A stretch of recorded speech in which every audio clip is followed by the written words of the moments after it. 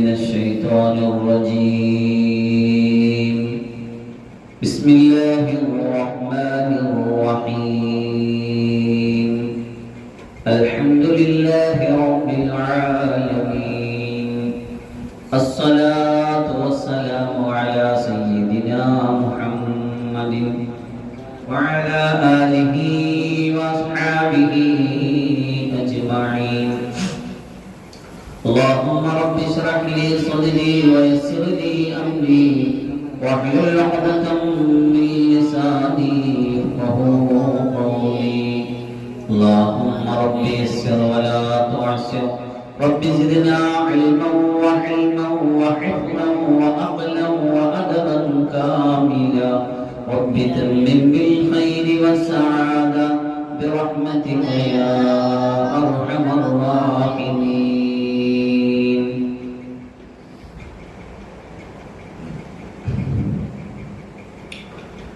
أعوذ بالله من الشيطان الرجيم. بسم الله الرحمن الرحيم. وإذ قال موسى لفتاه لا أبرح حتى أبلغ مجمع البحرين أو أمضي حقبا فلما بلغا مجمع بينهما نسيا حوتهما فاتخذ سبيله في البحر سربا فلما جاوزا قال لفتاه آتنا غداءنا لقد لقينا من سفرنا هذا نصبا.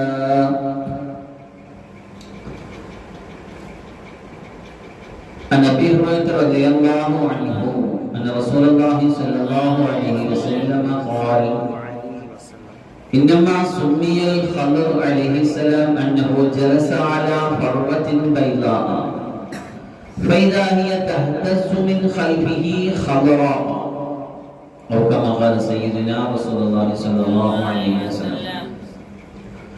بسم الله ما شاء الله لا يسوق الخير الا الله. بسم الله ما شاء الله لا يصرف السوء إلا الله. بسم الله ما شاء الله ما كان من نعمة فمن الله. بسم الله ما شاء الله لا حول ولا قوة إلا بالله. الله سبحانه وتعالى പരിശുദ്ധവും പരിപാവനമായ ഇൽമിന്റെ മജ്‌ലിസിൽ സലാത്തിന്റെ സലാമിന്റെ മഹനീയമായ ഈ വേദിയിൽ നമ്മെ ഒരുമിച്ച് കൂട്ടിയതുപോലെ അല്ലാഹുവിന്റെ ഇഷ്ടദാസന്മാർക്ക് അല്ലാഹുവിന്റെ ഇഷ്ടപ്പെട്ടവർക്ക് അല്ലാഹു ഇഷ്ടം പോലെ വാരിക്കോരി കൊടുക്കുന്ന അല്ലാഹുവിന്റെ ഇഷ്ടഭവനത്തിൽ അല്ലാഹുവിന്റെ ഇഷ്ടപ്പെട്ടവരോടൊപ്പം നമ്മെ ഒരുമിച്ച് കൂട്ടി അനുഗ്രഹിക്കുമാറാകട്ടെ. നമ്മെയും നമ്മുടെ മാതാപിതാക്കളെയും നമ്മുടെ ഗുരുജനങ്ങളെയും നമ്മുടെ ബന്ധുക്കളെയും നമ്മുടെ വേണ്ടപ്പെട്ടവരെയും സ്നേഹിതരെയും സഹായികളെയും ഒക്കെ അല്ലാഹുവിന്റെ ജന്നത്തുൽ ഫിർദൗസിൽ ഒരുമിച്ച് കൂട്ടി അനുഗ്രഹിക്കുമാറാകട്ടെ. സൂറത്തുൽ കഹ്ഫിന്റെ ഹൃദയഭാഗത്താണ് നാം ഇപ്പോൾ ഉള്ളത്. സൂറത്തുൽ കഹ്ഫിനെ സംബന്ധിച്ചിടത്തോളം അതിന്റെ പഠനം ആരംഭിക്കുന്ന സമയത്ത് തന്നെ നാം ഇവിടെ സൂചിപ്പിച്ചിരുന്നു. സൂറത്തുൽ കഹ്ഫിൽ പ്രധാനപ്പെട്ട ഒന്ന് രണ്ട് വിഷയങ്ങൾ നമ്മോട് എന്നും നമ്മുടെ ഓർമ്മയിൽ വെക്കാനുള്ളത് കൊണ്ടാണ് സൂറത്തുൽ കഹ്ഫിനെ എല്ലാ വെള്ളിയാഴ്ചയും നിർബന്ധമായിട്ട് പാരായണം ചെയ്തിരിക്കണം എന്ന് പറഞ്ഞത്. ഒരുപാട് കാര്യങ്ങൾ അല്ലാഹു സൂറത്തുൽ കഹ്ഫിൽ കൂട്ടിയിണക്കി വെച്ചിരിക്കുന്നു. എന്ന് നമ്മുടെ ശ്രദ്ധയിൽ നിൽക്കേണ്ട, ഓർമ്മയിൽ നിൽക്കേണ്ട വളരെ ഗൗരവകരമായ പല കാര്യങ്ങളും അല്ലാഹു ഈ സൂറത്തിൽ സന്നിവേശിപ്പിച്ചിട്ടുണ്ട്. ഇതുവരെ കടന്നു വന്ന ആയത്തുകളിലൂടെ കഴിഞ്ഞ പരമാവധി നാം അതിനെ വളരെ ചുരുങ്ങിയ രൂപത്തിലാണെങ്കിലും അതിനെ സൂചിപ്പിച്ചു വന്നിട്ടുമുണ്ട്. സൂറത്തുൽ കഹ്ഫിൽ അസ്ഹാബുൽ കഹ്ഫിന്റെ ഗുഹാനിവാസികളുടെ സംഭവമാണ് വളരെ പ്രധാനപ്പെട്ട ഒരു സംഗതി. ദിവസങ്ങളോളം നമ്മൾ ആ വിഷയത്തെ കുറിച്ച് സംസാരിച്ചു. ഇപ്പോൾ നമ്മൾ എത്തി നിൽക്കുന്നത് ഹസ്രത്ത് മൂസ അലൈഹിസ്സലാമും ഖദർ നബി അലൈഹിസ്സലാമും തമ്മിലുള്ള ഒരാത്മീയ സംഗമത്തെ പറ്റിയും എന്തുകൊണ്ടാണ് ഒരു കാലഘട്ടത്തിന്റെ പ്രവാചകൻ ഖിദ്ർ നബി അലൈഹിസ്സലാം എന്ന ഈ ഒരു മഹാൻ വ്യക്തിയുടെ അടുക്കലേക്ക് യാത്ര ചെയ്യേണ്ടി വന്നത് എന്നതിനെ സംബന്ധിച്ച് സവിസ്തരം അല്ലാഹു സുബ്ഹാനഹു വ തആല ഖുർആനിലൂടെയും റസൂൽ സല്ലല്ലാഹു അലൈഹി വസല്ലം തങ്ങൾ ഹദീസിലൂടെയും മഹത്തുക്കളായ പണ്ഡിതന്മാർ അവരുടെ ആധാരങ്ങളിലൂടെയൊക്കെ നമ്മോട് കൃത്യമായിട്ട് സൂചിപ്പിച്ചു തന്നിട്ടുണ്ട്.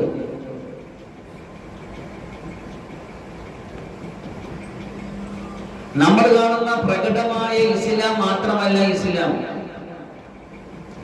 അല്ലാഹുവിന്റെ റസൂൽ സല്ലല്ലാഹു അലൈഹി വസല്ലം തങ്ങളുടെ ജിബ്രീൽ അലൈഹിസ്സലാം എന്ന സംഭവം പ്രബലമായ ഹദീസിന്റെ പ്രഥമ സ്ഥാനത്ത് തന്നെ അല്ലാഹു പ്രതിഷ്ഠിച്ച് നമുക്ക് കാണാൻ പറ്റും.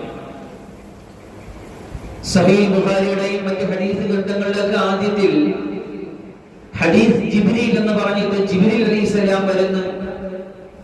നല്ല വെളുത്ത വസ്ത്രം ധരിച്ചിട്ട് തലമുടി നല്ല കറുത്തവരായ ഒരു യാത്രയുടെ അടയാളവും ശരീരത്തിൽ കാണപ്പെടാത്ത തരത്തിൽ സുമുഖ സുന്ദരനായി ഹസ്രത്ത് റസൂലുള്ളാഹി സ്വല്ലല്ലാഹു അലൈഹി വസല്ലമിന്റെ മുന്നിൽ വന്ന് ഒരു അധ്യാപകന്റെ മുന്നിൽ അച്ചടക്കമുള്ള ഒരു വിദ്യാർത്ഥി ഇരിക്കും പോലെ ഭവ്യതയോടെ മുട്ട് താഴ്ത്തി വെച്ചിരുന്ന് തന്റെ രണ്ട് കൈകളും തൊടയിൽ വെച്ചിട്ട് ചോദിച്ചു, ഇസ്ലാമിനെ പറ്റി പറഞ്ഞു, ഈമാനെ പറ്റി പറഞ്ഞു തരാൻ. അപ്പൊ ഈമാനെ പറ്റി പഠിപ്പിച്ചു കൊടുത്തു. അപ്പൊ വന്ന ആള് പറഞ്ഞു, താങ്കൾ പറഞ്ഞത് ശരിയാണ്. പിന്നെ ഇസ്ലാമിനെ പറ്റി ചോദിച്ചു, അപ്പോഴും പറഞ്ഞു കൊടുത്തു, താങ്കൾ പറഞ്ഞത് ശരിയാണ്. പിന്നെ ഇഹ്സാനെ പറ്റി ചോദിച്ചു, അതും പറഞ്ഞു കൊടുത്തു, താങ്കൾ പറഞ്ഞത് ശരിയാണ്.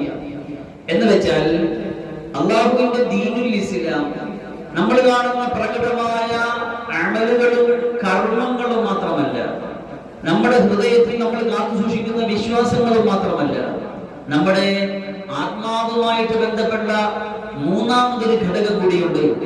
ഇസ്ലാമിയാത്തും ഈമാനിയാത്തും ഇഹ്സാനിയാത്തും കൂടി ചേരുമ്പോഴാണ് ഇസ്ലാം പൂർണ്ണമാകുന്നത്. അതുകൊണ്ട് നമ്മൾ മനസ്സിലാക്കേണ്ടത് അല്ലാഹുവിന്റെ ദീൻ എന്ന് പറഞ്ഞാൽ ഇന്ന് നമ്മൾ നടന്ന പ്രകടന പരതയ്ക്കപ്പുറം നമ്മുടെ ഉള്ളിന്റെ ഉള്ളിൽ ആത്മീയമായ ഒരു ലോകമുണ്ട്. ഒരു ആത്മീയമായ പ്രപഞ്ചം അല്ലാഹു ഇതിൽ സംവിധാനിച്ചു വെച്ചിട്ടുണ്ട്. അതിൽ അല്ലാഹു തെരഞ്ഞെടുത്ത അടിമകളെ കൊണ്ട് കൈകാര്യങ്ങൾ ചെയ്യിപ്പിച്ച് മുന്നോട്ട് പോയിക്കൊണ്ടിരിക്കുന്നു. അത് അന്ന് മുതൽ ഇന്ന് വരെയുമുണ്ട്. ഇന്ന് മുതൽ ഖിയാമത്ത് നാൾ വരെയും ആത്മീയതയെ പരിപോഷിപ്പിക്കുന്ന, അതിനെ വളർത്തിയെടുക്കുന്ന, അതിനെ ഉമ്മത്തിന്റെ സാലിഹീങ്ങൾക്ക് വീണ്ടും വീണ്ടും കൈമാറി കൊടുക്കുന്ന, ഗ്രന്ഥങ്ങളിലും നെറ്റുകളിലും രേഖപ്പെടുത്തി വെക്കുന്നതിനപ്പുറം ഹൃദയങ്ങളിൽ നിന്ന് ഹൃദയങ്ങളിലേക്ക് പാസ് ചെയ്തു പോണ ആത്മീയ തത്വജ്ഞാനങ്ങളുടെ ഒരു ലോകം അത് അല്ലാഹുവിന്റെ ദീനിലുണ്ട്. അതിനെപ്പറ്റി തസവ്വുഫ് എന്ന് പറഞ്ഞാലും, അതിനെപ്പറ്റി ഇൽമുൽ ഇഹ്സാൻ എന്ന് പറഞ്ഞാലും, എന്ത് പറഞ്ഞാലും ശരി, അങ്ങനെ ഒരു ആത്മീയ ലോകം നമ്മുടെ ലോകത്തുണ്ട്, ഇസ്ലാമിന്റെ ഉള്ളിലുണ്ട്. അത് കൂടി ചേരുമ്പോഴേ അല്ലാഹുവിന്റെ ദീൻ പൂർണ്ണമാകുന്നുള്ളൂ. അൻ തഅബ്ദുല്ലാഹ കഅന്നക തറാ ഫഇൻ ലം തകുൻ തറാഹു ഫഇന്നഹു യറാ. ഇഹ്സാനെ പരിചയപ്പെടുത്തുന്നത് അങ്ങനെയാണ്. അല്ലാഹുവിനെ കാണുമ്പോൾ ആരാധിക്കുന്ന, നീ അല്ലാഹുവിനെ കാണുമ്പോൾ അല്ലെങ്കിൽ അല്ലാഹു നിന്നെ കാണുമ്പോഴെങ്കിലും ആരാധിക്കുന്ന, ഇഹ്സാനിന്റെ ഉയർന്ന മർത്തബയിലേക്ക് ഒരു അടിമയെ പരിവർത്തിപ്പിക്കുന്ന, ഒരടിമയെ പരിശീലിപ്പിക്കുന്ന, ഒരടിമയെ കൊണ്ടെത്തിക്കുന്ന ഉയർന്ന ഒരു തസവ്വുഫിന്റെ ആത്മീയ ആധ്യാത്മിക ശാസ്ത്രത്തിന്റെ ഒരു സംഗതി കൂടി അല്ലാഹുവിന്റെ ദീനിലുണ്ട്. പക്ഷേ ഇസ്ലാമിന്റെ പുത്തൻ ആവിഷ്കാരം പരിചയപ്പെടുന്നവർക്ക്, ഇസ്ലാമിന്റെ പുതിയ പുതിയ ആവിഷ്കാരങ്ങളും പുതിയ ചർച്ചകളും കൊണ്ടുവരുന്നവർക്ക് അത് അത്ര ദഹിച്ചു എന്ന് വരത്തില്ല. ഔലിയാക്കളെയും കറാമത്തിനെയും മൗലിദിനെയും ശഫാഅത്തിനെയും തവസ്സുലിനെയും ഇസ്തിഗാസയെയും ഇസ്തിസ്ഫായിനെയും ഒക്കെ ഉൾക്കൊള്ളാനും അംഗീകരിക്കാനും അങ്ങനെ ഒരു ആത്മീയ പ്രപഞ്ചവും ഒരു ആത്മീയ സംഗതിയും അങ്ങനെ ഒരു സത്തയും അല്ലാഹുവിന്റെ ദീനിലുണ്ട് എന്ന് ഉൾക്കൊള്ളാനും വിസമ്മതിക്കുന്ന ഒരു സമൂഹം ഇന്ന് ലോകത്തുണ്ട്. ഈ ലോകത്തിന്റെ മുന്നിലാണ് അല്ലാഹു സുബ്ഹാനഹു എല്ലാ വെള്ളിയാഴ്ചയും ഹസ്രത്ത് ഖിദ്ർ നബി അലൈഹി ഇസ്ലാമിന്റെ അടുക്കിലേക്ക് ആത്മീയ യാത്ര ചെയ്ത മൂസാ നബിയുടെ കിസ്സ പറഞ്ഞു കൊടുത്തുകൊണ്ടിരിക്കുന്നത്. നമ്മൾ കാണുന്ന പ്രകടനപരമായ അറിവിനപ്പുറം, നമ്മൾ കാണുന്ന പ്രകടനപരമായ കർമ്മങ്ങൾക്കുമപ്പുറം അല്ലാഹുവിന്റെ ദീനിൽ ഒരുപാട് രഹസ്യങ്ങളും ഹഖീഖത്തുകളും ഹഖായിഖുകളും ഒക്കെ ഉണ്ട്. രഹസ്യത്തിന്റെ കലവറകൾ മനുഷ്യന്മാർക്ക് മുമ്പിൽ വെളിപ്പെടുത്താൻ പറ്റാത്ത, അല്ലെങ്കിൽ മനുഷ്യന്മാർക്ക് തിരിച്ചറിയാൻ കഴിയാത്ത ഒരുപാട് മലകൂത്ത് സമാവാത്തിന്റെ ഹസ്രത്ത് ഇബ്രാഹിം അലൈഹിസ്സലാം ഇഷ്ടപ്പെട്ട ഖലീലായ ഇബ്രാഹിം നബിക്ക് ആകാശഭൂമികളുടെ രഹസ്യങ്ങൾ ഞാൻ തുറന്നു കൊടുത്തു എന്നൊക്കെ ഖുർആനിൽ പറയുന്ന അങ്ങനെ ഒരുപാട് സ്ഥലങ്ങളിൽ അല്ലാഹു പരാമർശിക്കുന്ന അത്ഭുതങ്ങളുടെ രഹസ്യങ്ങളുടെ താക്കോലുകളെ കുറിച്ചുള്ള സൂചനകൾ ഈ സൂറത്തിലൂടെ നമ്മെ പഠിപ്പിക്കുന്നുണ്ട്. അതൊക്കെ കൊണ്ടാണ് നമ്മൾ ഈ പഠന ക്ലാസ്സിന് പേരിട്ടത് സൂറത്തുൽ കഹ്ഫ് അതിജീവനത്തിന്റെ പാതയാണ്. ഒരു അതിജീവനം സാധ്യമാകണമെങ്കിൽ കേവലം ബാഹ്യമായ ഇസ്ലാം കൊണ്ട് മാത്രം സാധ്യമല്ല, വിശ്വാസവും കർമ്മവും കൊണ്ട് മാത്രം സാധ്യമല്ല.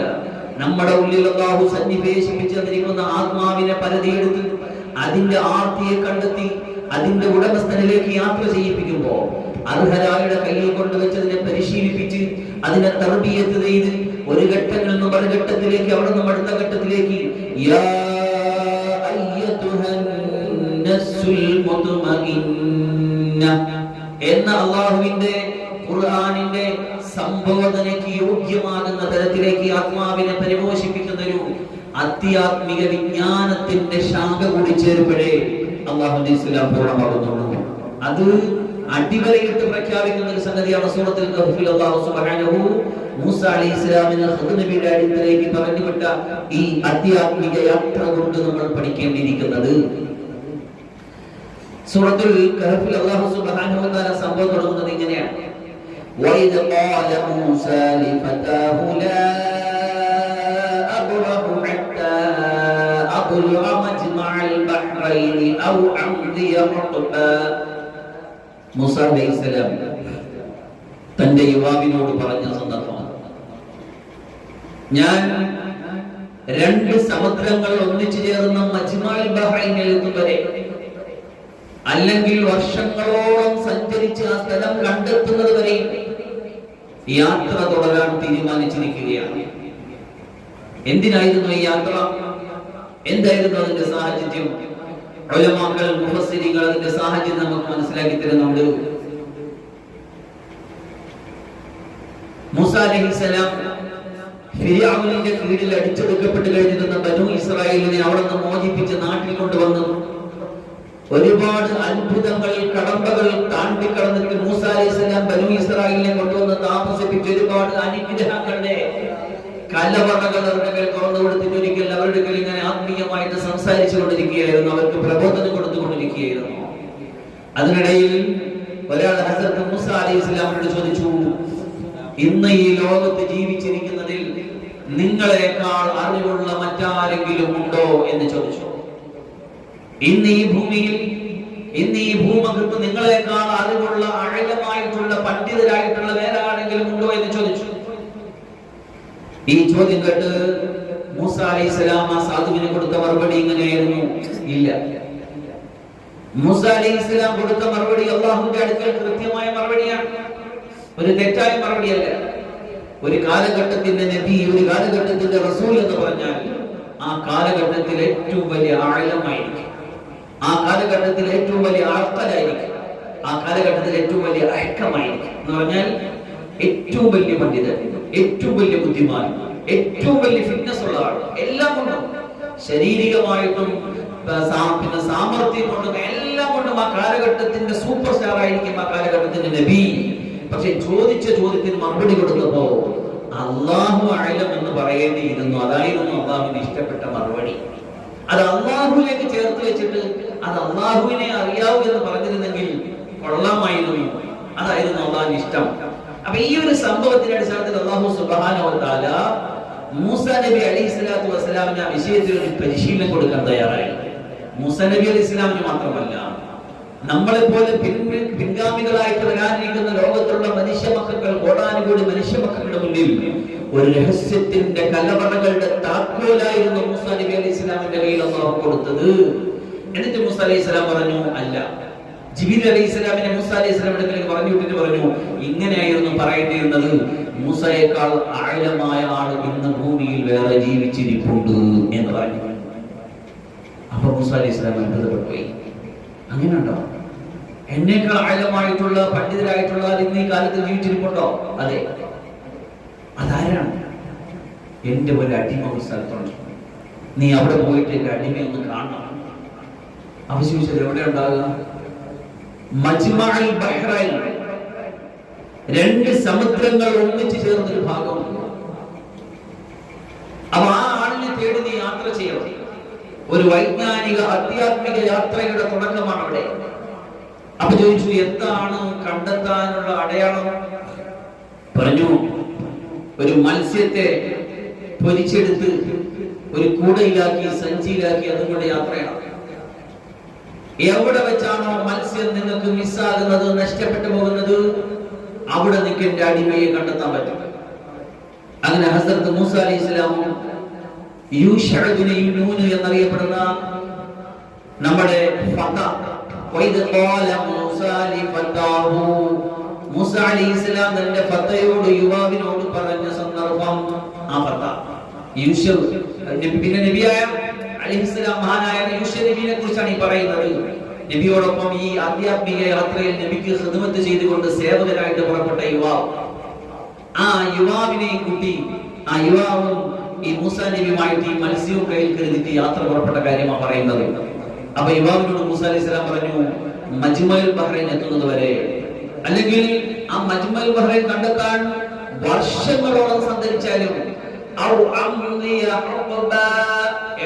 വർഷം എന്നാണ് ചിലരെ എണ്ണുന്നത്, അത്ര സഞ്ചരിച്ചാലും ഞാൻ ഇങ്ങനെ പോയിക്കൊണ്ടിരിക്കും ഈ കാലഘട്ടത്തിലെ ഏറ്റവും വലിയ പണ്ഡിതന്റെ സന്നിധാനത്തിന് വേണ്ടി, ആ ഒരു ആത്മീയ സാന്നിധ്യത്തിന് വേണ്ടി, അവരെ ഒന്ന് കാണാനും അവരുടെ നിന്ന് പഠിക്കാനും വേണ്ടി, ഒരു മുതഅല്ലിമിന്റെ വസ്ഫോട് കൂടി, മുതഅല്ലിമിന്റെ സിഫത്തോട് കൂടി ആ കാലഘട്ടത്തിന്റെ ഏറ്റവും വലിയ പണ്ഡിതരായ മൂസ നബി അലൈഹിസ്സലാം. നമുക്കറിയാം മൂസ അലൈഹിസ്സലാമിന്റെ സംഭവം നമ്മൾ പലപ്പോഴും കേട്ടിട്ടുള്ള ഖുർആനിൽ. വളരെ കണിശക്കാരനായ, വളരെ കൃത്യനിഷ്ഠക്കാരനായ, നബിമാരുടെ കൂട്ടത്തിൽ ഏറ്റവും വലിയ ഗൗരവമുള്ള മൂസ അലൈഹിസ്സലാമിനെ അല്ലാഹു ആധ്യാത്മിക യാത്രയ്ക്ക് തയ്യാറാക്കി വിടുന്നത്. അങ്ങനെ മൂസ അലൈഹിസ്സലാം പോകുന്ന കാര്യമാണ് പറയുന്നത്.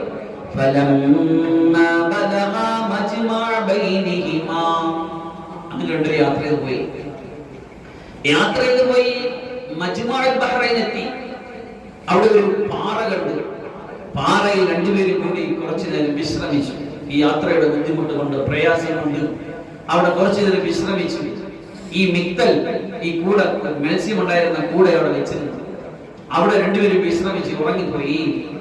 അപ്പോ സമുദ്രത്തിലെ വെള്ളം വന്നടിച്ചിട്ട് ഈ സഞ്ചിയിലുണ്ടായിരുന്ന പൊരിച്ച മീൻ ജീവൻ വെക്കുകയും അതിങ്ങനെ സമുദ്രത്തിലേക്ക് എടുത്തു ചാടി ഒരു ഗുഹയുണ്ടാക്കിയിട്ട് ആ ഗുഹയിലൂടെ മത്സ്യം രക്ഷപ്പെടുകയും ചെയ്തു.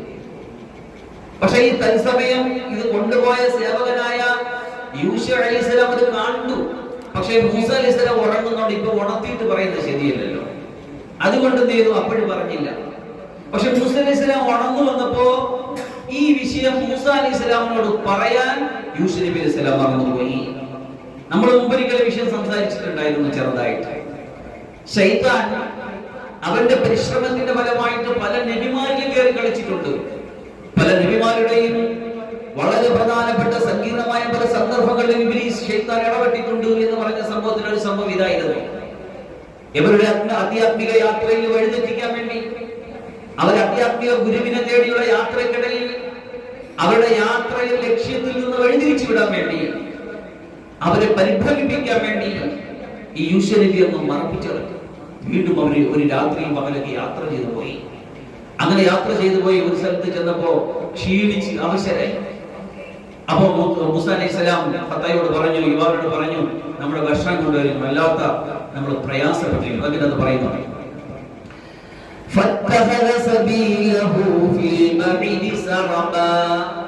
മത്സ്യം ഒരു മജ്മഉൽ ബഹ്റൈനിലേക്ക് വിശ്രമിക്കുന്നിടയിൽ മത്സ്യം ഈ മിക്തലിൽ വെള്ളം കയറി ഇപ്പൊ ജീവൻ വെച്ചിട്ട് അത് ചാടിയിട്ട് ഒരു തരംഗം ഉണ്ടാക്കി അതിലെ മത്സ്യത്തിന്റെ വഴിയെ പോയി.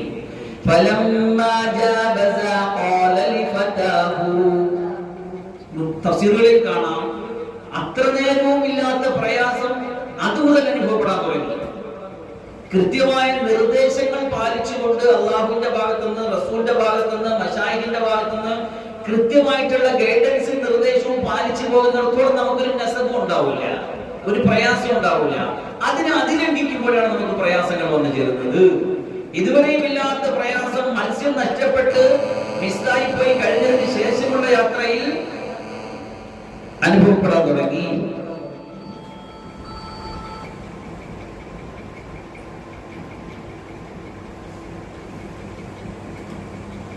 അത് പറഞ്ഞത്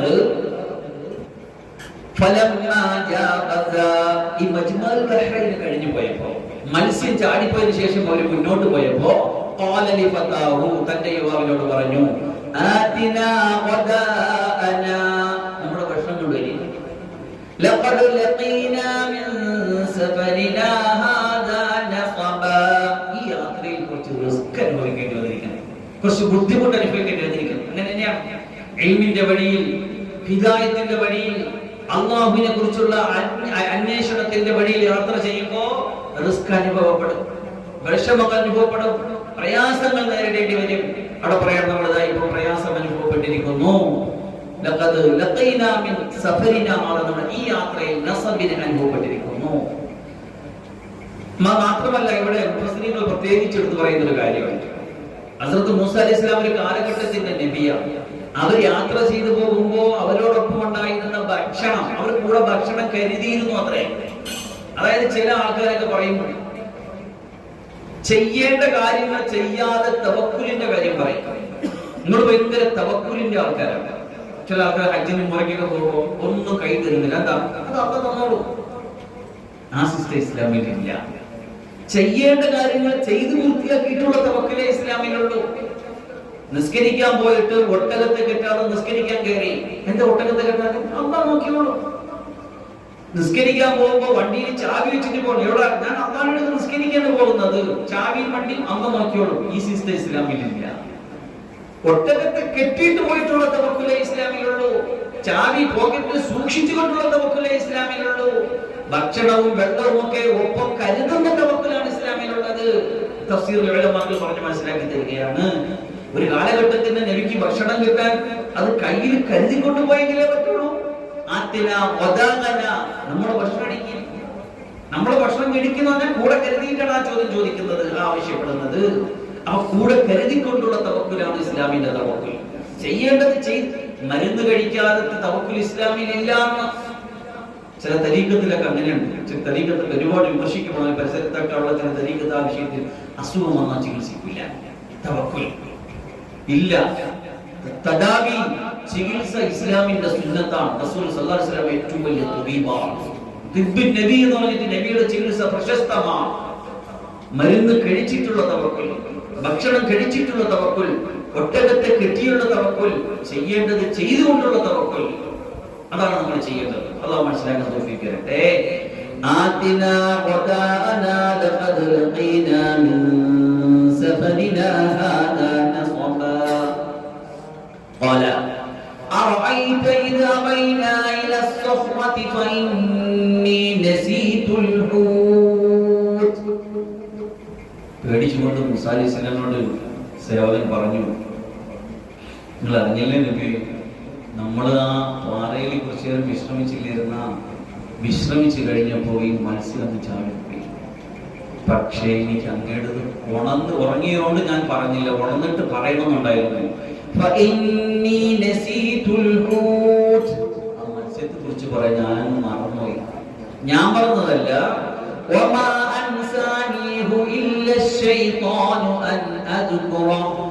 അത് പറയുന്നതിൽ നിന്നും ശൈത്താൻ എന്നെ മറപ്പിച്ചു പറഞ്ഞു. അല്ലാഹു അക്ബർ. ഒരു നബി, രണ്ട് നബിമാരുടെ ആധ്യാത്മിക യാത്രയിലുള്ള പിശാചിന്റെ ഇടപെടലായി പറയുന്ന ഖുർആൻ അല്ലാഹു മനസ്സിലാക്കാൻ തൗഫീഖ് തരട്ടെ. അപ്പോൾ നമ്മളൊക്കെ എത്രത്തോളം ശ്രദ്ധയോടെ നമ്മുടെ ഇബാദത്തുകളിൽ, നമ്മുടെ കർമ്മങ്ങളിൽ, നമ്മുടെ യാത്രകളിൽ, ജീവിത സഞ്ചാരങ്ങളിൽ പിശാചിനെ തൊട്ട് കാത്ത് സൂക്ഷിക്കണം എന്നാണ് ഈ പഠിപ്പിച്ചിരുന്നത്. ശൈത്താൻ മറപ്പിച്ചു കളഞ്ഞു. അങ്ങനെ അവർ വീണ്ടും മുന്നോട്ട് പാസ് ചെയ്തു പോയി. എന്നിട്ട് ഒരു ഭക്ഷണത്തെ കുറിച്ച് അന്വേഷിച്ചപ്പോഴാണ് ഈ കാര്യത്തെ ഓർമ്മ വരുന്നത്.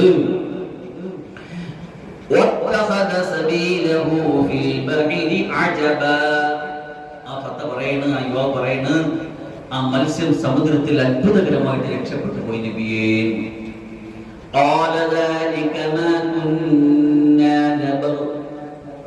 അതാണ് നമ്മൾ അന്വേഷിച്ച ഫലം. മൂസ അലൈഹിസ്സലാം പറയുന്നത്, നമ്മൾ ആരെ തേടിയാണോ ഇറങ്ങിയത്, നമ്മൾ ഈ കാലഘട്ടത്തിന്റെ ഏറ്റവും വലിയ ആയുധമാരാണ്, പണ്ഡിതരാണ് എന്ന് അന്വേഷിച്ചിറങ്ങിയ പണ്ഡിതരിക്കുന്ന സ്ഥലം എനിക്ക് അന്ന് അറിയിച്ചെന്ന് അടയാളം അതാണ്.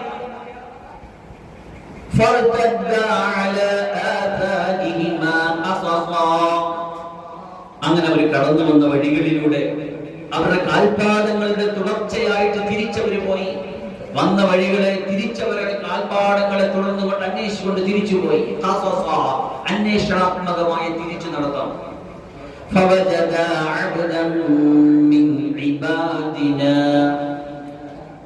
അങ്ങനെ അവിടെ നോക്കുമ്പോ അവിടെ ഇങ്ങനെ ഒരു പുതപ്പിൽ പൊതിഞ്ഞവരായിട്ട് ഇബാദത്ത് ചെയ്തുകൊണ്ടിരിക്കുന്ന ഒരടിമയെ അവർ കണ്ടു.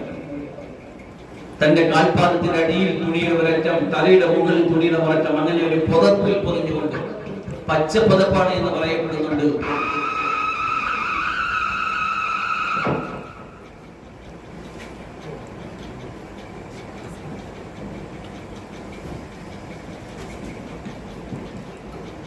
അങ്ങനെ പുതപ്പിൽ പൊതിഞ്ഞവരായിട്ട് ഹസ്രത്ത് ഖിദ്ർ നബി അലൈഹിസ്സലാമിനെ മൂസ അലൈഹിസ്സലാമും കൂടെ പോയ യുവാവും അവിടെ കണ്ടെത്തുകയാണ്.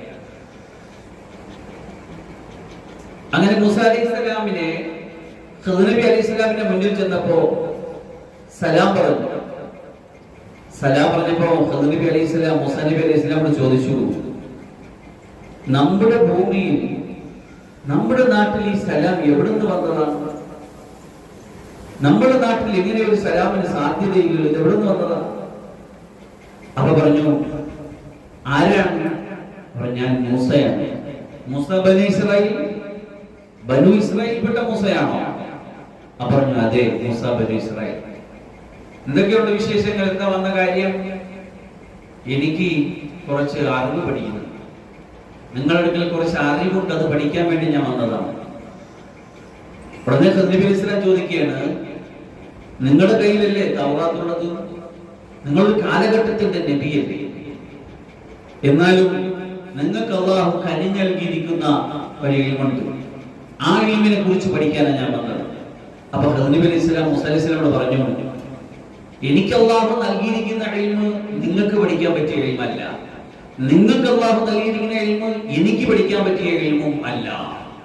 എന്ന് വെച്ചാൽ ശരീഅത്തിന്റെ, ഫിഖ്ഹിന്റെ, കർമ്മശാസ്ത്രത്തിന്റെ, ഇസ്ലാമിക ബാഹ്യമായ കർമ്മങ്ങളുടെ ഇൽമാണ് മൂസ അലൈഹിസ്സലാം. ആ ബാഹ്യമായ കർമ്മങ്ങളുടെ മഹാപണ്ഡിതനാണ് മൂസ അലൈഹിസ്സലാം. അവരെ കവച്ചു വയ്ക്കാൻ ആ കാലഘട്ടത്തിൽ വേറൊരു പണ്ഡിതനില്ല. ആ നിലയ്ക്ക് ഏറ്റവും ആഴമാര് എന്ന് ചോദിച്ചപ്പോ ഞാനാണ് എന്ന് പറഞ്ഞ ഉത്തരം കറക്റ്റുമാണ്. എന്നാൽ രഹസ്യങ്ങളുടെ താക്കോലുകൾ ഹസ്രത്ത് ഖിദ്ർ നബി അലൈഹിസ്സലാമിനെ അല്ലാഹു ഏൽപ്പിച്ചു കൊടുത്തുകൊണ്ട് പ്രകടമായി കാണുന്നതിന് അപ്പുറം കുറച്ച് പിന്നെ അതിന്റെ ആന്തരികമായ രഹസ്യങ്ങൾ തുറന്നു വെച്ചിരിക്കുന്ന ഖിദ്ർ നബിയുടെ അടുക്കലാണ്. ലദുന്ന മില്ലദുന്ന ഇൽമ. ഖിദ്ർ നബി അലൈഹിസ്സലാം അതാവുന്ന ഇൽമിനെ അങ്ങനെ പറഞ്ഞത്, മില്ലദുന്ന ഇൽമ, നമ്മുടെ അടുക്കൽ നിന്ന് ഡയറക്റ്റ് നമ്മൾ കൊടുത്തൊരു ഇൽമുണ്ട്. അത് ശരീഅത്തിന്റെ ഇൽമല്ല, അത് മുആമലയുടെ ഇൽമല്ല, അത് മുകാശഫന്റെ ഇൽമാണ്. അത് പരസ്യമായിട്ട് പറയാൻ പറ്റുന്ന ഇൽമല്ല, അത് ഗ്രന്ഥങ്ങളിലും പ്രഭാഷണങ്ങളിലും എഴുതി വെക്കാൻ പറ്റുന്ന ഇൽമല്ല. അത് തർബിയത്ത് കിട്ടിയ പരിപാവനമായ പവിത്രങ്ങളായ ആത്മാക്കളുള്ള മനുഷ്യന്മാരുടെ മനസ്സിൽ നിന്നും മനസ്സുകളിലേക്ക് കൺവെർട്ട് ചെയ്യപ്പെടുന്ന, അങ്ങനെ ട്രാൻസ്ഫർ ചെയ്യപ്പെടുന്ന ഇൽമാണ്. മഹാനായ ഇമാം ഗസാലി റഹ്മത്തുള്ളാഹി അലൈഹി തങ്ങളുടെ ഇഹ്യാ ഉലൂമുദ്ദീൻ എന്ന കിതാബിലെ വിഷയം പറഞ്ഞിട്ടുണ്ട്. ഇൽമ് രണ്ട് തരം, ഒന്ന് ഇൽമുൽ മുആമല, മറ്റൊന്ന് ഇൽമുൽ മുകാശഫ. ഒന്ന് നമ്മുടെ ബാഹ്യമായ പ്രപഞ്ചത്തിന്റെ ഇൽമ്, മറ്റൊന്ന് കശ്ഫിന്റെ ഇൽമ്. റസൂലുള്ളാഹി സ്വല്ലല്ലാഹു അലൈഹി വസല്ലം അബൂ റളിയല്ലാഹു അൻഹു പറഞ്ഞ രണ്ട് തരം ഇൽമുകൾ ഞാൻ മനസ്സിലാക്കിയിട്ടുണ്ട് തങ്ങളിൽ നിന്ന് സ്വല്ലല്ലാഹു അലൈഹി വസല്ലം. അതിലൊന്ന് എനിക്ക് പറഞ്ഞു തരാൻ പറ്റുന്ന ഇൽമാണ്, മറ്റൊന്ന് പറഞ്ഞു തരാൻ പറ്റാത്ത ഇൽമാണ്. അപ്പൊ അല്ലാഹുവിന്റെ റസൂൽ സ്വല്ലല്ലാഹു അലൈഹി വസല്ലമയും അതുപോലെ തന്നെ മൂസാ നബിയും ഖിദ്ർ നബിയും അങ്ങനെ തോന്നുന്ന ഒരുപാട് ചരിത്രങ്ങളിൽ നിന്ന് സംഭവങ്ങൾ മനസ്സിലാകുന്ന അല്ലാഹുവിന്റെ ദീനിന്റെ ഇൽമ് ഈ തരത്തിലുള്ള രണ്ട് തരം ഇൽമുകളാണുള്ളത്. അങ്ങനെ മൂസാ അലൈഹിസ്സലാം മൂസാ അലൈഹിസ്സലാമിനോട് ഖിദ്ർ നബി അലൈഹിസ്സലാം പറയുകയാണ്, അങ്ങനെ ആയതുകൊണ്ട് തന്നെ നിങ്ങൾക്ക് എന്റെ കൂടെ തുടർന്ന് ഇത് പഠിക്കാനും മനസ്സിലാക്കാനും കഴിയില്ല മൂസാ നബിയെ. ഖുർആൻ അല്ലാഹു ഇങ്ങനെ പറയുന്നത്,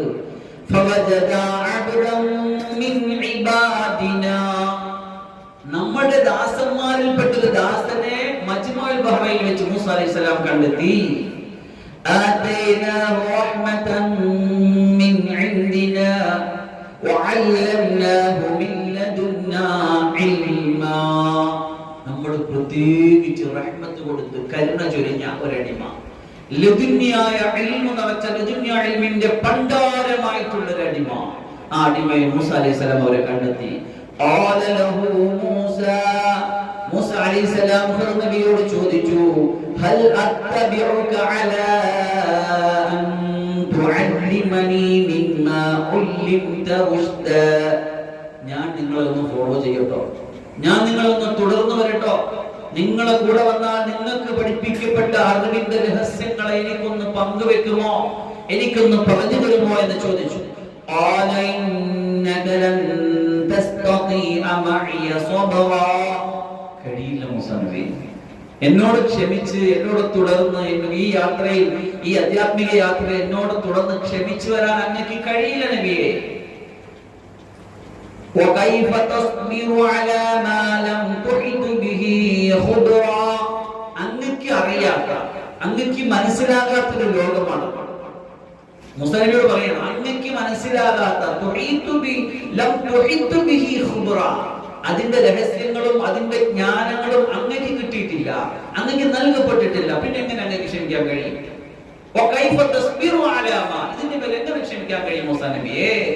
അപ്പോൾ ഇതിന്റെ മൂസ നബി നിർബന്ധിച്ച് നൽകിയാൽ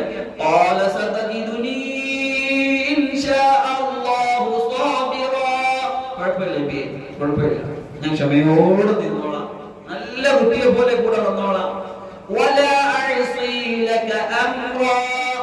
ഒരു കാര്യത്തിന് ഞാൻ അങ്ങോട്ട് എതിര് കാണിക്കൂല നബിയെ, ഒരു കാര്യത്തിന് എതിര് കാണിക്കൂല, ഞാൻ വെറുതെ കൂടെ വന്നോളാം.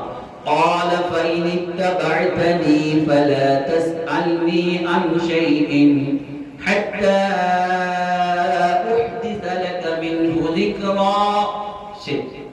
എന്നാൽ കാര്യം ചെയ്യ്, فإن اتبعتني, നീ എന്നെ പിൻപറ്റിയാൽ, فلا تسألني, എന്നോട് താങ്കൾ ചോദിക്കരുത്, عن شيء, ഒന്നിനെ പറ്റി ചോദിക്കാൻ പാടില്ല, حتى أحدث لك منه ذكرا, അതിനെ സംബന്ധിച്ച് ഞാൻ കൃത്യമായ ഒരു ധാരണ ഞാൻ നിനക്ക് പറഞ്ഞു തരുന്നത് വരെ ഒരു കാര്യത്തെ പറ്റിയും എന്നോട് താങ്കൾ ചോദിക്കാൻ പാടില്ല. ശരി, മൂസ നബി സമ്മതിക്കാം. ഖിദ്ർ നബി അലൈഹിസ്സലാമിന്റെ മുന്നിൽ ആധ്യാത്മിക ലോകത്തിന്റെ അത്ഭുതങ്ങളെ തുറന്നു കിട്ടുന്നതിന് വേണ്ടി മൂസ അലൈഹിസ്സലാം ഖിദ്ർ നബിയുടെ മുന്നിൽ സമ്മതിക്കുകയാണ്. അങ്ങനെ വന്നോളാം, അങ്ങനെ വന്നോളാം, ക്ഷമിച്ചു നിന്നോളാം, ഒന്നിനെ പറ്റി ചോദ്യം ചെയ്യാൻ നിലയിൽ കൂടെ വന്നോളാം എന്ന് പറയുകയാണ്. ഇവിടെ ഖിദ്ർ നബി അലൈഹിസ്സലാത്തു വസ്സലാമിനെ കുറിച്ച് പറയേണ്ട, മൂസ നബി അലൈഹിസ്സലാമിനെ കുറിച്ച് നമ്മൾ കൂടുതൽ കേട്ടിട്ടുണ്ട്, പല സംഭവങ്ങളിലും പല ചരിത്രങ്ങളിലും മറ്റുമൊക്കെ ധാരാളം കേട്ടിട്ടുണ്ട്. പക്ഷെ ഖിദ്ർ നബി അലൈഹിസ്സലാത്തു വസ്സലാമിനെ സംബന്ധിച്ച് നമ്മൾ അധികം കേട്ടിട്ടില്ല. അപ്പൊ അതിനെ സംബന്ധിച്ച് കുറച്ച് കാര്യങ്ങൾ പറയാം. ഹസ്രത്ത് ഖിദ്ർ നബി അലൈഹിസ്സലാത്തു വസ്സലാം അല്ലാഹുവിന്റെ ഒരു രഹസ്യ പ്രപഞ്ചത്തിന്റെ താക്കോലാണ് ഖിദ്ർ നബി അലൈഹിസ്സലാം, അന്നും ഇന്നും എന്നും. അതിനെ സംബന്ധിച്ച് കൂടുതൽ വിശദീകരണങ്ങൾ പല സ്ഥലങ്ങളിലും അതിനില്ല, എങ്കിലും കിട്ടിയ ചെറിയ വിശദീകരണങ്ങൾ ഞാനൊന്ന് സൂചിപ്പിക്കാം. റസൂലുള്ളാഹി സ്വല്ലല്ലാഹു അലൈഹി വസല്ലമ തങ്ങൾ ഖിദ്ർ നബിയെ പറ്റി പറഞ്ഞൊരു ഹദീസാണ് ഞാൻ നേരത്തെ ഓതി വെച്ചത്. ഇമാം ബുഖാരി നിവേദനം ചെയ്യുന്ന, അബൂ ഹുറൈറ റളിയല്ലാഹു അൻഹു നിവേദനം ചെയ്യുന്ന ഹദീസിൽ ഇങ്ങനെ കാണാം, ഇന്നമാ സുമ്മിയൽ ഖദ്ർ, ഖിദ്ർ നബി അലൈഹിസ്സലാമിന് ഖിദ്ർ അല്ലെങ്കിൽ ഖദ്ർ എന്ന് പേര് കിട്ടാനുള്ള കാരണം അന്നഹു ജലസ അലാ ഫർവത്തിൻ ബൈളാ,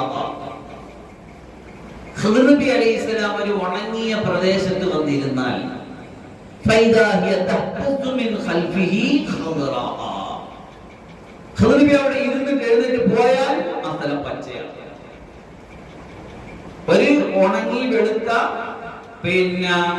തരിശായ ഒരു സ്ഥലത്ത് ഖിദ്ർ നബി അലൈഹിസ്സലാം വന്നിരുന്നാൽ അവിടുന്ന് ഖിദ്ർ നബി പോകുമ്പോ തഹ്തസു, അത് കിടിലം കൊള്ളും, മിൻ ഖൽഫിഹി, ഖിദ്ർ നബി പോയവനെ ഖദ്റാ, അത് പച്ചയായിട്ട് മാറും. നമുക്കറിയാം, നമ്മുടെ ഹദരിയം പദ്ധതിക്ക് നമ്മൾ ഹദരിയം എന്ന് പേരിട്ടതിന്റെ കാരണം നമ്മൾ നേരത്തെയൊക്കെ സൂചിപ്പിച്ചിട്ടുണ്ടായിരുന്നു.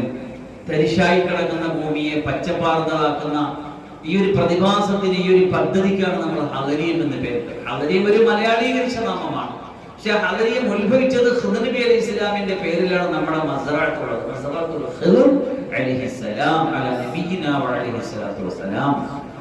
അപ്പോ പച്ചപ്പാകുന്ന പ്രദേശമാക്കി മാറ്റും ഖിദ്ർ നബി അലൈഹിസ്സലാം ഒരു സ്ഥലത്ത് വന്നിരുന്നത്. അതിനാണ് ഖിദ്ർ നബിക്ക് ആ പേര് കിട്ടിയതെന്ന് ഹദീസിൽ കാണാം. ഖിദ്ർ നബി അലൈഹിസ്സലാമിന് അല്ലാഹു സുബ്ഹാനഹു വ തആല ധാരാളം കറാമത്തുകളും ഒരുപാട് വിജ്ഞാനങ്ങളും കൊടുത്തിട്ടുണ്ട്. അതിനെ സംബന്ധിച്ചാണ് ഞാൻ നേരത്തെ സൂചിപ്പിച്ചത്, അബ്ദൻ മിൻ ഇബാദിന ആതൈനാഹു റഹ്മതൻ മിൻ ഇൻദിനാ വഅല്ലംനാഹു മിൻ ലദുന്നാ ഇൽമാ. എന്നിട്ട് അതിന്റെ കുറെ സംഭവങ്ങളുണ്ട്. ഇൻഷാ അല്ലാഹ് അടുത്ത ക്ലാസ്സിൽ നമുക്കത് പറയാം. കുറെ അത്ഭുതകരമായ സംഭവങ്ങളിലൂടെ ഈ യാത്ര മുന്നോട്ട് പോകുമ്പോൾ നമ്മളാരും പ്രതീക്ഷിക്കുന്നതിനപ്പുറം രഹസ്യങ്ങളുള്ള ചില സംഭവങ്ങൾ നമ്മുടെ മുന്നിൽ അനാവരണം ചെയ്യപ്പെടും. അതൊക്കെ കഴിഞ്ഞിട്ട് ഖദർ അലൈഹി ഇസ്ലാമിന്റെ ഒരു വർത്തമാനമുണ്ട്.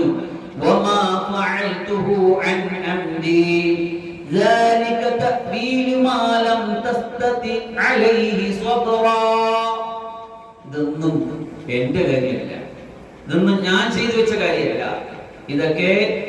ഇത് അള്ളാഹുവിന്റെ കാര്യത്തിൽപ്പെട്ടതാണ്. അള്ളാഹുവാണ് ഈ തർത്തീബൊക്കെ ചെയ്യുന്നത്. ഇതിന്റെ പിന്നിൽ പ്രവർത്തിക്കുന്നത് അള്ളാഹുവിന്റെ രഹസ്യ കരങ്ങളാണ്. ഈ രഹസ്യങ്ങൾ തുറന്നു വെച്ചതും അള്ളാഹുവാണ്. അങ്ങേക്ക് ക്ഷമിക്കാൻ കഴിയാത്ത, അങ്ങയുടെ ലാഹിർ ശരീഅത്തനുസരിച്ച് പിടിച്ചിരിക്കാൻ കഴിയാത്ത പല കാര്യങ്ങളും അങ്ങ് ചോദ്യം ചെയ്തില്ലേ? ആ ചോദ്യം ചെയ്ത കാര്യങ്ങളുടെ പിന്നാമ്പുറ രഹസ്യം അത് അള്ളാഹുവിനെ അറിയൂ. അള്ളാഹുവാണ് ഹിക്മത്തിന്റെ ഉടമസ്ഥൻ എന്ന് പറയുന്നുണ്ട്. അത് ഇൻഷാ അല്ലാഹ് നമുക്ക് പിന്നാലെ കാണാം.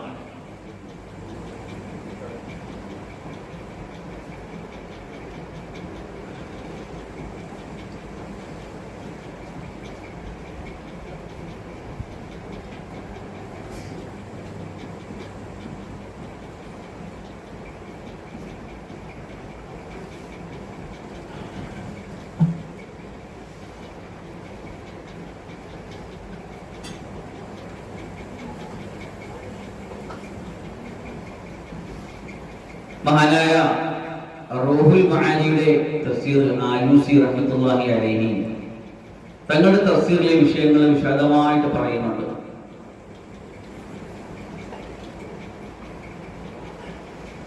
അതായത് ഖദർ നബി അലൈഹിസ്സലാം അബ്ദൻ മിൻ ഇബാദിന എന്നാണ് അല്ലാഹു ഖുർആനിൽ പറഞ്ഞത്. അത് കൃത്യമായിട്ട് ഖദർ എന്നൊരു പേര് അല്ലാഹു പറഞ്ഞിട്ടില്ല. അബ്ദൻ മിൻ ഇബാദിന. അതിന് പലരും പല അഭിപ്രായങ്ങൾ സൂചിപ്പിക്കുന്നുണ്ട്. ചിലർ പറയുന്ന അത് ഒരു മലക്കാണ് എന്ന് പറയുന്നവരുണ്ട്. അൽ-യസാഇ എന്ന വേറൊരു നബിയാണ്, അതല്ല ഇല്യാസ് നബി എന്ന് പറയുന്നവരുണ്ട്. അങ്ങനെ ഒരുപാട് അഭിപ്രായങ്ങളുണ്ടെങ്കിലും അതിൽ പ്രബലമായ അഭിപ്രായമാണ് ഞാൻ നേരത്തെ പറഞ്ഞ ഖദർ നബി അലൈഹി ഇസ്ലാമാണ് അബ്ദൻ മിൻ ഇബാദിന എന്നതുകൊണ്ട് ഉദ്ദേശമാക്കുന്നത്. ബിഫത്തിൽ ഖായി ഫഖത്ത് തുക്സറു. ഖദർ എന്ന് പറയാം, ഖദർ എന്ന് പറയാം.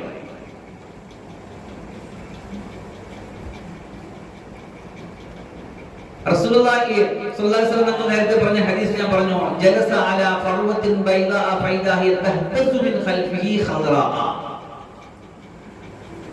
ഈ സ്ഥാനപ്പേരിന് പിന്നിലുള്ള മറ്റൊരു കാരണം ഇതായിരിക്കും, ഇദാ സ്വല്ല യഖ്ലറ മാ ഹൗലഹു. ഖദർ നബി അലൈഹി സ്വലാം എവിടെയെങ്കിലും നിസ്കരിച്ചാൽ അതിന്റെ ചുറ്റുഭാഗം അപ്പോഴേ പച്ചയായിട്ട് മാറും.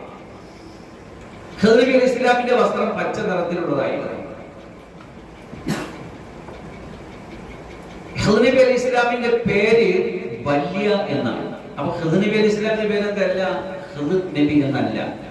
ഇത് നബിയാണോ വലിയാണോ എന്ന വിഷയത്തിലും അഭിപ്രായ വ്യത്യാസമുണ്ട്. അങ്ങനെ ഖദർ എന്ന ആ സാലിഹായ അള്ളാഹുവിന്റെ അടിമ എന്ന് പറയുന്നത് ഒരു നബിയാണോ അതല്ല വലിയാണോ എന്ന വിഷയത്തിൽ അഭിപ്രായ വ്യത്യാസമുണ്ട്. അതൊക്കെ ഇൻഷാ അല്ലാഹ് പണ്ഡിതോചിതമായ ചർച്ചകളിൽ നമുക്കത് ഉദ്ധരിക്കാം. അവിടെ ധാരാളം വിഷയങ്ങൾ ആ വിഷയത്തിൽ വരുന്നുണ്ട്. ഇവിടെ ഏത് തഫ്സീർ എടുത്ത് പറഞ്ഞാലും ഖദർ നബി അലൈഹിസ്സലാം എന്നാ പറയുന്നത്. ഒരു നബിയെ പറയുന്ന പരാമർശത്തിലൂടെ എല്ലാവരും നമ്മളെ പരിചയപ്പെടുത്തുന്നതിന്റെ അടിസ്ഥാനത്തിൽ, മാത്രമല്ല മൂസാ നബി അലൈഹി ഇസ്ലാമിന്റെ അടുത്തേക്ക് പറഞ്ഞു വിട്ടതിന്റെ അടിസ്ഥാനത്തിൽ മഹാന്മാരായി പറയുന്നത് നബി തന്നെയാണ്, അതല്ല ഒരു സ്വാലിഹായ ഒരു അടിമയാണ് എന്നൊക്കെ പറയുന്നുണ്ട്. പിന്നെ മറ്റൊരു അഭിപ്രായം, ജീവിച്ചിരിക്കുന്ന നബിമാരിൽ ഒരാളായിട്ടാണ് ഖദർ നബി അലൈഹി ഇസ്ലാമിനെ പരിചയപ്പെടുത്തുന്നത്. ആ വിഷയത്തിലും ഉലമാക്കൾക്ക് ശക്തമായ അഭിപ്രായ വ്യത്യാസമുണ്ട്. അങ്ങനെ ഒരാൾക്ക് അന്ന് നബി സല്ലല്ലാഹു അലൈഹി മൂസാ നബി അലൈഹി ഇസ്ലാമിന്റെ കാലഘട്ടത്തിൽ ഉണ്ടാവുകയും പിന്നെ നബി സല്ലല്ലാഹു അലൈഹി വസല്ലമയുടെ കാലഘട്ടത്തിൽ ഉണ്ടാവുകയും പിന്നെ ഇപ്പോഴും നിലനിൽക്കുകയും ചെയ്യുന്ന നബിയാണെങ്കിൽ അത് ചരിത്രപരമായ പല വിഷയങ്ങളിലും അതിന് പ്രതിസന്ധികൾ ഉണ്ടാകും, വൈരുദ്ധ്യങ്ങൾ ഉണ്ടാകും എന്നതുകൊണ്ട്. കാരണം ഹദീസിൽ കാണാം, പിന്നെ ഒരാൾക്കും എന്ത് ചെയ്യാൻ പറ്റില്ല, 100 വർഷത്തിനപ്പുറം ജീവിച്ചിരിക്കാൻ പറ്റില്ല. അതുപോലെ തന്നെ പിന്നെ നബിയെ നിങ്ങളല്ലാതെ മറ്റാൾക്കും ഖുൽദിനെ നമ്മൾ കൊടുത്തിട്ടില്ല. അങ്ങനെ പല അഭിപ്രായങ്ങളുണ്ട്. മാത്രമല്ല റസൂൽ സല്ലല്ലാഹു അലൈഹി വസല്ലമയുടെ കാലത്ത് ഖദർ നബി ജീവിച്ചിരിപ്പുണ്ടെങ്കിൽ നബിയുടെ അടുക്കൽ വരികയും വിശ്വസിക്കുകയും നബിയുടെ കൈപിടിക്കുകയും നബിയുടെ ശരീഅത്ത് സ്വീകരിക്കുകയൊക്കെ ചെയ്യണമായിരുന്നല്ലോ. നബി സല്ലല്ലാഹു അലൈഹി വസല്ലമയോടൊപ്പം ജിഹാദ് ചെയ്യണമായിരുന്നല്ലോ.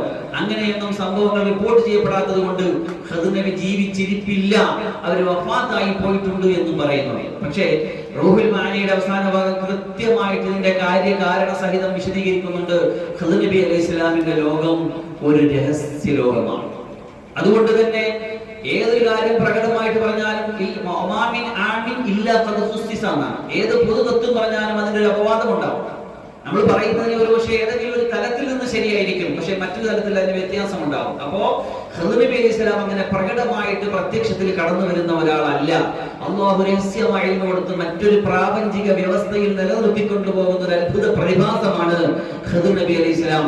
അത് അന്നും ജീവിച്ചിരിപ്പുണ്ട്, ഇന്നും ജീവിച്ചിരിപ്പുണ്ട്, ഖിയാമത്ത് നാളിലും ജീവിച്ചിരിക്കും എന്നതാണ് പറയുന്നത്. അവസാനം ദജ്ജാലുമായിട്ട് യുദ്ധം ചെയ്യുന്നത് വരെ അവിടെ ജീവിച്ചിരിക്കുമെന്ന വിഷയത്തിലാണ് ഉലമാക്കൾ അതിന് തീർപ്പ് കൽപ്പിക്കുന്നത്. ഭൂരിഭാഗത്തെ അള്ളാഹുവിന്റെ ഇബാദത്തിലായിട്ട് കഴിഞ്ഞു പോയിക്കൊണ്ടിരിക്കുന്ന ഒരാൾ. അപ്പൊ ഞാൻ നേരത്തെ പറഞ്ഞു മഹാനവരുടെ പേരെന്താണ്? എന്താ പേര് പറഞ്ഞ? വല്യ. വല്യ എന്നതാണ് അവരുടെ പേര്. അവരുടെ പിതാവിന്റെ പേര് മൽക്കാൻ എന്നാണ്. മല്ലിക്കാൻ എന്ന് വെച്ചാൽ പറയുന്നു മൽക്കാൻ എന്നാണ് ഖിദ്ർ നബി അലൈഹി സ്വലാമിന്റെ പിതാവിന്റെ പേര്.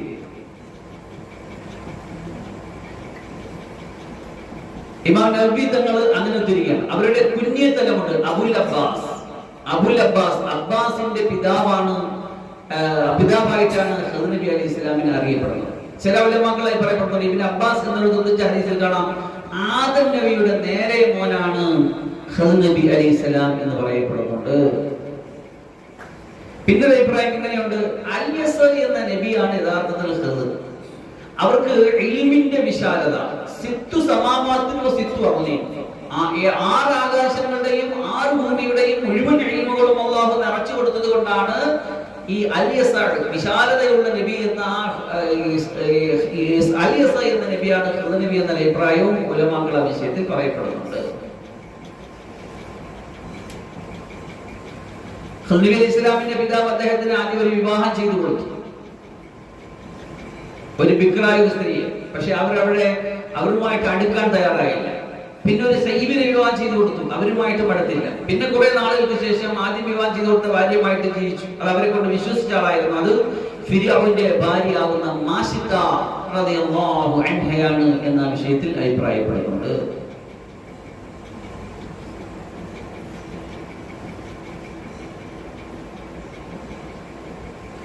ബല്യബിന് മൽക്കാൻ എന്നതാണ് ഖിദ്ർ നബി അലൈഹി സ്വലാമിന്റെ യഥാർത്ഥ പേര്. മൽക്കാൻ എന്നുള്ള പുത്രൻ ബല്യ.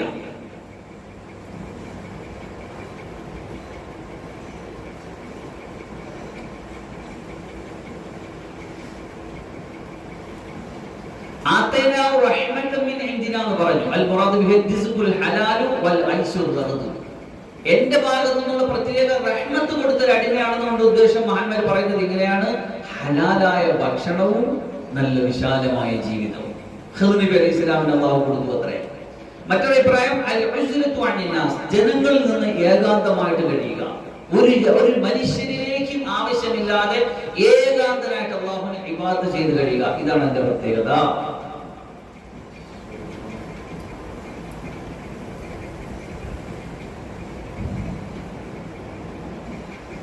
പറയപ്പെടുന്നുണ്ട് മഹാനായ ഇല്യാസ് നബി അലൈഹി സ്വലാമും ഖിദ്ർ നബി അലൈഹി സ്വലാമും ഭൂമിയിൽ ജീവിച്ചിരിക്കുന്ന നബിമാരാണ്. ആകാശത്ത് ജീവിച്ചിരിക്കുന്ന 2 നബിമാരാണ് ഈസാ അലൈഹി സ്വലാമും ഇദ്രീസ് നബി അലൈഹി സ്വലാമും. ഭൂമിയിൽ ഇല്യാസ് നബിയും ഖിദ്ർ നബിയുമെങ്കിൽ ആകാശത്ത് ഈസാ നബിയും ഇദ്രീസ് നബിയുമാണ് ആകാശത്ത് ജീവിച്ചിരിക്കുന്ന നബിമാർ. ഭൂമിയിൽ ജീവിച്ചിരിക്കുന്ന നബിമാരായ ഇല്യാസ് നബിയും അതുപോലെ തന്നെ ഖിദ്ർ നബിയും എല്ലാ റമദാനിൽ ബൈത്തുൽ മുഖദ്ദസിൽ വെച്ച് നോമ്പ് പിടിക്കും. പരിശുദ്ധമായ ഹജ്ജ് സീസണിൽ അവിടെ വെച്ചൊരു സന്ധിക്കും. അവിടെ വെച്ച് അവർ സന്ധിച്ചതിന് ശേഷം ഒരു ദുആ ചെയ്തിട്ടാണ് അവർ പിരിയുന്നത്. ഏത് ദുആ എന്നറിയാമോ? ഞാൻ ഈ മജ്‌ലിസിന്റെ തുടക്കത്തിൽ ഒരു ദുആ ചെയ്തിട്ടുണ്ട്. ഈ കുട്ടികൾക്കൊക്കെ ദുആ അറിയാം.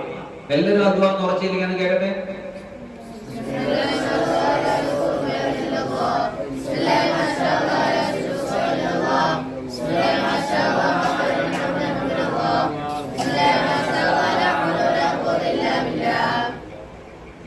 വളരെ പവിത്രമാക്കപ്പെട്ട മഹത്താക്കപ്പെട്ട ഖിദ്ർ നബി അലൈഹി സ്വലാം പഠിപ്പിച്ചത് ഒരു ആത്മീയ രഹസ്യങ്ങൾ ഉൾക്കൊള്ളുന്ന ഒരു ദുആയാണ്. ഇൻഷാ അല്ലാഹ് എല്ലാവരും ഈ ദുആ പഠിക്കണം, ജീവിതത്തിൽ പ്രാവർത്തികമാക്കണം. രാവിലെ ഒരു 3 പ്രാവശ്യം പറയണം, വൈകുന്നേരം ഒരു 3 പ്രാവശ്യം പറയണം. ഇൻഷാ അല്ലാഹ് ആവശ്യപ്പെടുന്നവർക്ക് ഒരു ഗ്രൂപ്പിലായിട്ടോ അല്ലെങ്കിൽ ഇൻഷാ അല്ലാഹ് അവിടെ നിങ്ങളോട് ചോദിച്ചാൽ അവർ എഴുതി തരും. അതല്ലെങ്കിൽ ഗ്രൂപ്പിൽ ഇൻഷാ അല്ലാഹ് അയച്ചു തരാം. ഈ ദുആ വളരെ പ്രധാനപ്പെട്ട ദുആയാണ്. പറയപ്പെടുന്നുണ്ട് ഈ ദുആ ഒരു രോഗിയുടെ അടുക്കൽ പറയപ്പെട്ടാൽ ആ രോഗിക്ക് ശിഫ ഉണ്ടാവും. എത്ര വലിയ ശരീരായ കടുപ്പപ്പെട്ട ആവശ്യമുണ്ടെങ്കിൽ പറയപ്പെട്ടാലും ഇൻഷാ അല്ലാഹ് അല്ലാഹുവിന്റെ ഫദ്ൽ കൊണ്ട് ഇതിലുകൊണ്ട് ആ കാര്യം നിർവഹിക്കപ്പെടും. വസ്വാസിൽ നിന്ന് ഈ ചില കാര്യങ്ങൾക്ക് ഇറങ്ങി പുറപ്പെടുമ്പോൾ മനസ്സ് ഭയങ്കര കൺഫ്യൂഷൻ ആവും. ഒരു കാര്യം ചെയ്യണോ വേണ്ട ആഗ്രഹില്ല. അതിൽ നിന്ന് സുരക്ഷ കിട്ടാൻ ഇത് നല്ലതാണ്. പിന്നെ ക്ഷുദ്രജീവികളായ പാമ്പ്, തേട് പോലുള്ള വലിയ ജീവികളുടെ ബുദ്ധിമുട്ടുകൾ, ശർറുകൾ വരുമ്പോ അതിൽ നിന്നുള്ള സംരക്ഷണത്തിന് ഇത് നല്ലതാണ്. ബിസ്മില്ലാഹി മാഷാ അല്ലാഹ് ലാ യസൂഖുൽ ഖൈറ ഇല്ലല്ലാഹ്. ബിസ്മില്ലാഹി മാഷാ അല്ലാഹ് ലാ യസ്രിഫു സൂഅ ഇല്ലല്ലാഹ്. ബിസ്മില്ലാഹി മാഷാ അല്ലാഹ് മാ കാന മിൻ നിഅമത്തിൻ ഫമിനല്ലാഹ്. ബിസ്മില്ലാഹി മാഷാ അല്ലാഹ് ലാ ഹൗല വലാ ഖുവത ഇല്ലാ ബില്ലാഹ്. ഈ ദുആ 3 പ്രാവശ്യം രാവിലെയും 3 പ്രാവശ്യം വൈകുന്നേരം പറയാൻ ശ്രമിക്കണം. അല്ലാഹു സുബ്ഹാനഹു വ തആല കാര്യങ്ങൾ കൂടുതൽ മനസ്സിലാക്കാൻ അമൽ ചെയ്യാൻ തൗഫീഖ് നൽകുമാറാകട്ടെ. വആഖിറു ദഅവാനാ അൽഹംദുലില്ലാഹി റബ്ബിൽ ആലമീൻ. അസ്സലാമു അലൈക്കും വറഹ്മത്തുള്ളാഹി വബറകാതുഹു.